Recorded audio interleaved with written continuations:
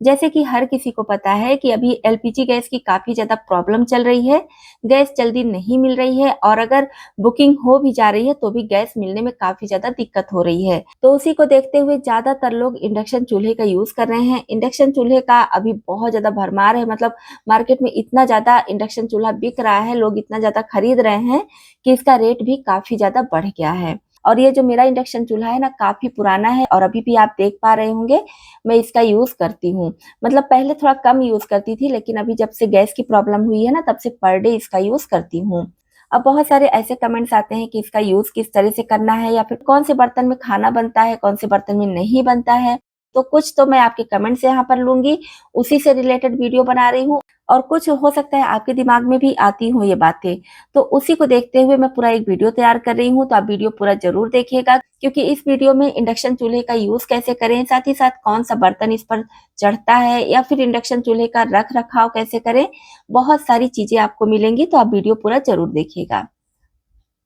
तो सबसे पहले यहाँ पर आप देख पा रहे होंगे मेरा ये इंडक्शन चूल्हा काफ़ी ज़्यादा पुराना है, मैं पहले ही बताई हूँ और अभी भी बहुत अच्छे से काम करता है। एक बार थोड़ा-सा कुछ बिगड़ा था तो मैं इसको सही भी करा चुकी हूँ, लेकिन अभी सही कराने के बाद से बहुत अच्छे से काम कर रहा है।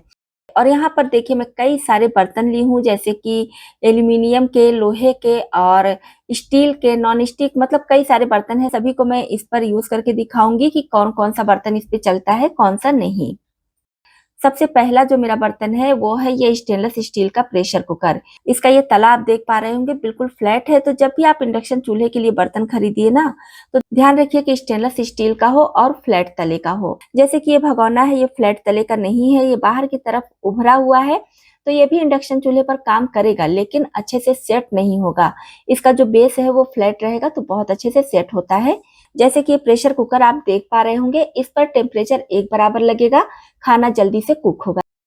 दूसरा है मेरा ये नॉन स्टिक प्रेशर कुकर, आप देख पा रहे होंगे ये इंडक्शन बेस ही है, तो ये भी काफ़ी साल पुराना मेरा प्रेशर कुकर है। आप कई सारे वीडियोज़ में देखे भी होंगे, करीब 14 से 15 साल पुराना हो चुका है और आज भी बहुत अच्छा काम करता है। तो ये स्पेशली इंडक्शन बेस है, तो इसमें तो कोई प्रॉब्लम है ही नहीं है, ये तो अच्छे से काम करेगा ही। और उसी के साथ में है ये नॉन स्टिक तवा, ये भी इंडक्शन बेस है, ये भी बहुत अच्छे से काम करता है इसके ऊपर। अब जो सबसे खास बर्तन है और हर घर में होता है, वो है लोहे का बर्तन। यहाँ पर आप देख पा रहे होंगे मैं लोहे की कढ़ाई ली हूँ और ये कढ़ाई अंदर से तो गहरी है और बाहर से उभरी हुई है। जैसा कि आप देख पा रहे होंगे, जब मैं इसको चूल्हे पर रखी हूँ तो हिल रही है कढ़ाई, तो इस पर खाना बहुत अच्छे से नहीं बनेगा। जहाँ-जहाँ टेम्परेचर लगेगा, जहाँ पर ये इंडक्शन से टच है, वहाँ पर अच्छे से बनेगा, लेकिन साइड-साइड में टाइम लग जाता है और बर्तन हिलता रहता है, जिसकी वजह से काफ़ी ज़्यादा दिक्कत भी आती है।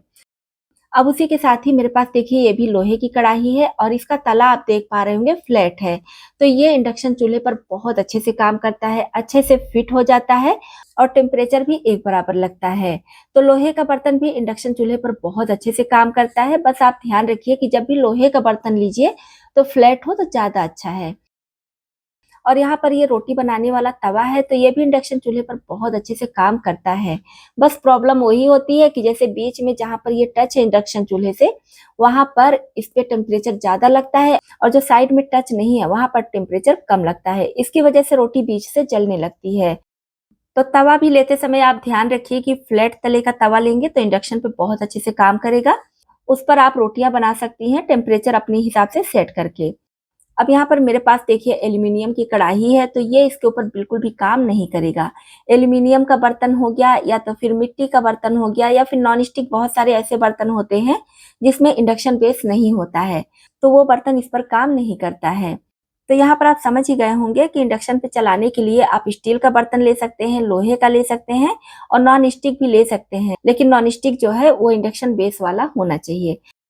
अब चलिए देख लेते हैं कि इंडक्शन चूल्हा खराब क्यों होता है।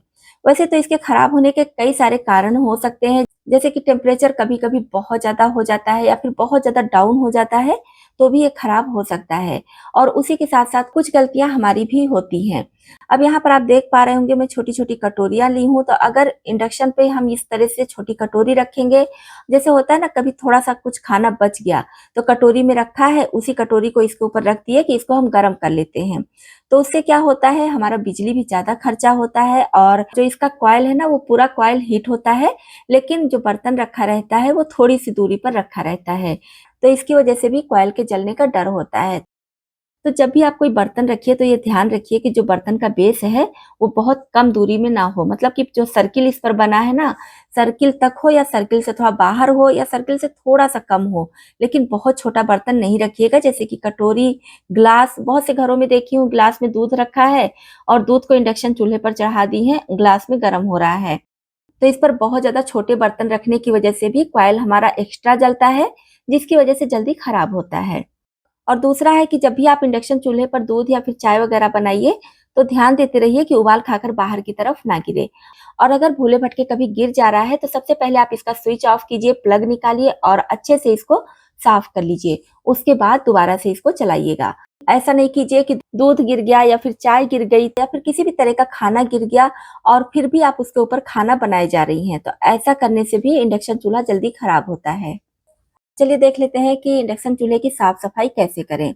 तो इसके लिए आप पुराना स्क्रबर लीजिए, नए स्क्रबर से नहीं कीजिएगा क्योंकि स्क्रैच पड़ने का डर होता है। वैसे बहुत कम चांस ऐसा होता है, लेकिन कभी-कभी पड़ जाता है। तो आप पुराना स्क्रबर लीजिएगा और हल्का-सा उसमें सोप या फिर लिक्विड जेल वगैरह लगा लीजिएगा और इस तरह से रब करते हुए साफ कर लीजिए।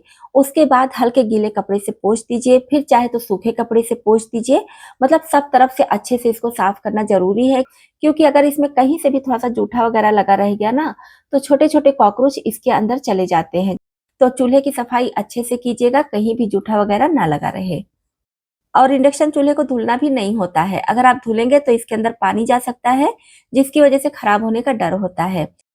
और हाँ, जब आप इसको अच्छे से साफ कर लीजिए तो कोई भी आप ब्रश लीजिए, मैं यहाँ पर डाई वाला ब्रश ली हूँ और आप चाहे तो टूथब्रश भी ले सकते हैं, सूखा टूथब्रश चाहिए और जो इसकी पंखी वाला भाग है ना, इस सबको अच्छे से साफ कर लीजिएगा। जाले या फिर थोड़ी-थोड़ी धूल-मिट्टी सब आ जाते हैं, तो आप इसको कुछ-कुछ दिन पर साफ करते रहेंगे, तो आपका इंडक्शन चूल्हा बहुत अच्छे से काम करेगा, काफ़ी लंबे समय तक आपका साथ देगा। तो दोस्तों मैं इन्हीं टिप्स को अपनाकर अपने इंडक्शन चूल्हे को देखिए कितने अच्छे से रखी हूँ। इतना पुराना होने के बावजूद भी नहीं लग रहा है कि इतना पुराना है। तो अब चलिए देख लेते हैं कि इसका यूज़ कैसे करना है। तो सबसे पहले आपको प्लग लगाना है, स्विच ऑन करना है और फिर यहाँ पर मिलेगा ऑन ऑफ का बटन। तो इसके बाद हम मेन्यू को दबाएँगे तो 2000 टेम्परेचर पर देखिए प्रेशर कुकर सेट है। फिर से मेन्यू को दबाएँगे तो डीप फ्राई आएगा, फिर से दबाएँगे तो सौटे आएगा। इस तरह से करी, इडली, हीट मिल्क तो सारा टेम्परेचर इसके ऊपर सेट है।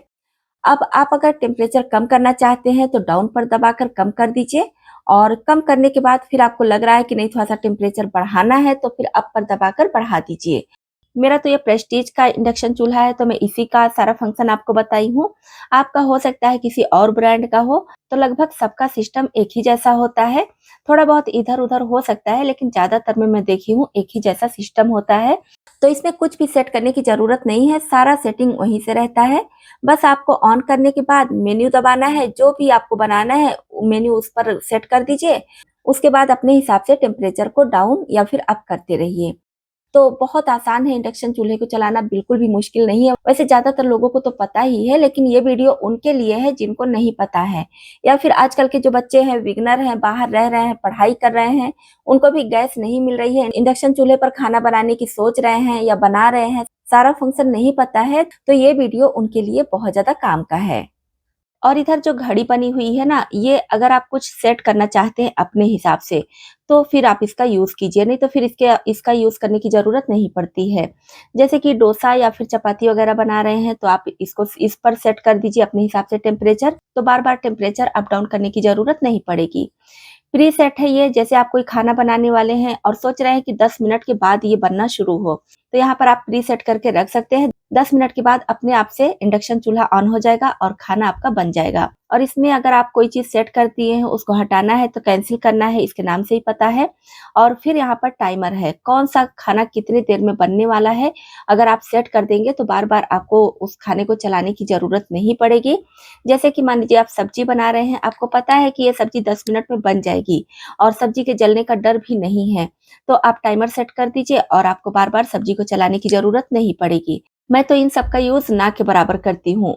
तो दोस्तों, इस वीडियो में इंडक्शन चूल्हे से संबंधित पूरी जानकारी देने की कोशिश की हूँ। अगर आपको वीडियो पसंद आया हो तो प्लीज़ लाइक और शेयर ज़रूर कीजिएगा। साथ ही साथ अगर कुछ और जानना चाहते हैं तो कमेंट बॉक्स में लिखकर बताइएगा, मैं आपका रिप्लाई ज़रूर करूँगी। ज़रूरत पड़ी तो एक और वीडियो बनाऊँगी जिसमें सारी चीज़ों को और अच्छे से समझाने की कोशिश करूँगी।